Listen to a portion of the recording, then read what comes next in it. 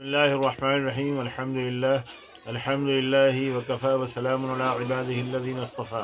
सामीईन गिराम, आज की इस नशिस्त में इंशाअल्लाह 3 उर्दू अल्फाज संख्या, ज़ख्म, बीमार, इनकी असल साख्त और बाफ्त, एटिमोलॉजी यानी अल्फाज किस तरह बने और कितने अल्फाज का इनकी साख्त में और इनकी बनाने में दखल है। लफ्ज़ संख्या हम जानते हैं जहर है, इसके खाने से मौत वाक़ई हो जाती है। तो और इसको अंग्रेज़ी के अंदर, अंग्रेज़ी ज़बान में आर्सेनिक बोलते हैं, ARSENIC। तो आर्सेनिक जहर है, संख्या जहर है और सम कातिल है। इसके लिए उर्दू में, इसकी तर्जमानी के लिए उर्दू में जो लफ्ज़ है वो है संख्या। लफ्ज़ संख्या आइए हम बताएं किस तरह बना। देखिए, सन कहते हैं हवा को, हवा के चलने को सन बोलते हैं। और काफ जो है यहाँ तस्गीर का है, यानी लफ्ज़ है असल सनक। फिर है हैया, ये हैया जो है अरबी लफ्ज़ है, यानी थोड़ी सी हवा तैयारी कर देती है किसकी? मौत की, हलाकत की। मतलब ये है, ये इतनी ख़तरनाक चीज़ है कि इसकी बू भी जो है ना नहीं लगनी चाहिए। इस्तेमाल बाकायदा तो बड़ी बात है, इसकी बू और इसकी हवा भी नहीं लगनी चाहिए, वरना हलाकत का ख़तरा है। तो हैया युहय्यी तहियतन, तैयार करना, तैयार होना। और संक जो है ये लफ्ज़ है सनक, सन जो है हवा के चलने को सन बोलते हैं। और काफ जो है इसमें तस्गीर का है, यानी इसकी थोड़ी सी बू, थोड़ी सी हवा जो है ना वो कत्ल और हलाकत और मौत को दावत देने वाली है, उसकी तैयारी कराने वाली है। तो इस तरह ये लफ्ज़ बना है संख्या, यानी सनक हैया। ये इसकी असलियत बहुत काबिल तवज्जो इसकी असलियत है। देखिए इसमें कितना लफ्ज़ की जो लफ्ज़ के जो ख़वास हैं और लफ्ज़ की जो तासीर है, उसको लफ्ज़ के अंदर वाज़े अल्फाज ने, जिसने ज़बान बनाई होगी, कितनी खूबसूरती के साथ और कितनी खुश उसलूबी के साथ उसमें समो दिया है और उसको जो है ना उसके अंदर रख दिया है। दूसरा लफ्ज़ जो है वो ज़ख्म है।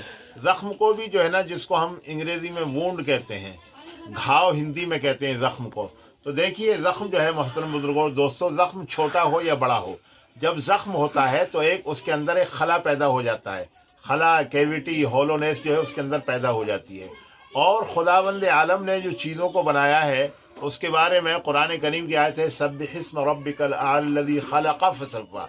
तख्लीक फरमाई है और तस्विया फरमाया है, यानी उसके अंदर ऐसा इंसिजाम है, ऐसी तरतीब है और बाहम ऐसा शदीद इत्तिसाल है एक उज़ू का दूसरे उज़ू के अंदर कि किसी की उसमें मुदाखलत और किसी की उसमें दरअंदाजी नहीं हो सकती।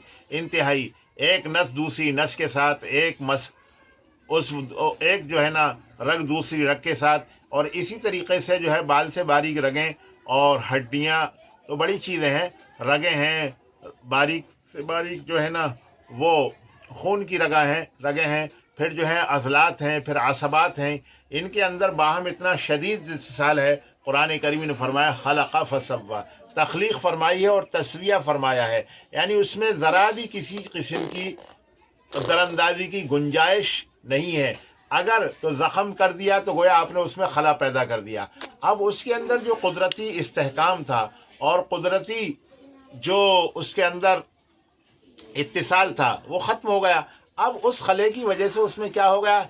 एक खम पैदा हो गया, झुकाव पैदा हो गया, यानी उसके अंदर जो है एक मैलान पैदा हो गया। जो वो हिस्सा, जो वो ज़ख़म जो आपने ज़ख़म करके एक हिस्सा उसके अंदर खला कर दिया, उसकी वजह से उसके अंदर एक खम पैदा हो गया। तो ये लफ्ज़ खम जो है, जिसके माने हम झुकाव के लेते हैं, टेढ़ेपन के लेते हैं, और दूसरे माना हम लेते हैं, इसमें एक तो खम है और एक ज़ा है। ये ज़ा जो है मुख़फ़फ़ आज़ का, आज़ माने ख्वाहिश के, यानी झुकने की ख्वाहिश, खमीदा होने की ख्वाहिश, टेढ़ा होने की ख्वाहिश, ये माना है इसके एटिमोलॉजिकल। तो ज़ख़म के जो माना है एटिमोलॉजिकल क्या हुए? झुकने की ख्वाहिश, खमीदा होने की ख्वाहिश। ये اس طرح لفظ جو ہے زخم بنا ہے. یہ بھی بہت ہی سائنٹیفک ورڈ ہے اور بہت ہی سائنسی نقطہ اس کے اندر مضمر ہے، پوشیدہ ہے، بہت غور طلب ہے. تیسرا لفظ جو ہے نا وہ بیمار یا بیماری ہے. دیکھیے بیمار یہ بھی دو لفظوں سے بنا ہے. بیم آر ہے یہ لفظ. بیم جو ہے فارسی میں خوف کو بولتے ہیں، بیمار سک جس کو انگریزی میں کہتے ہیں، اور اسی طریقے سے روگی جس کو جو ہے ہندی میں کہتے ہیں. تو بیم جو ہے خوف کو کہتے ہیں، اور آر جو ہے فارسی کا اس کے اندر چشمہ کیا گیا ہے. آر جو ہے لاحقے کے طور پر اس میں ہے، تو سفکس جو ہے اس میں آر ہے، اور بیم جو ہے نا وہ سابقہ ہے، اور یہ جو ہے سفکس ہے، لاحقہ ہے. تو خوف لانے والا. ظاہر ہے کہ بیماری کوئی بھی ہو، روگ کوئی بھی ہو، جس کو عارض ہوتی ہے اور جس شخص کو لاحق ہوتی ہے، اس میں کے اندر ایک خوف اور خدشہ جو ہے پیدا ہو جاتا ہے.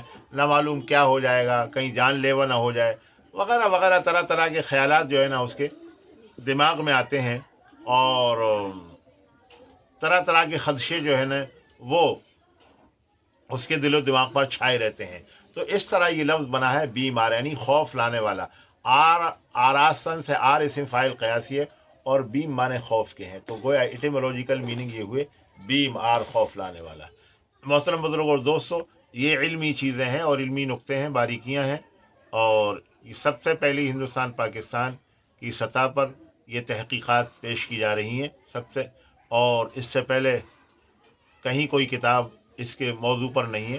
لہذا ان کی قدر کرتے ہوئے دوسروں کو پہنچائیں. خاص طور سے اردو کے شائقین سے درخواست ہے کہ اس کو زیادہ سے زیادہ عام کریں، اور غور کریں کہ آپ کی اردو زبان کتنی جو ہے نا معنی خیز ہے، کتنی فلسفی ہے، حکمت ہے، اور کتنی سائنٹیفک اور پوائنٹڈ لینگویج ہے یہ.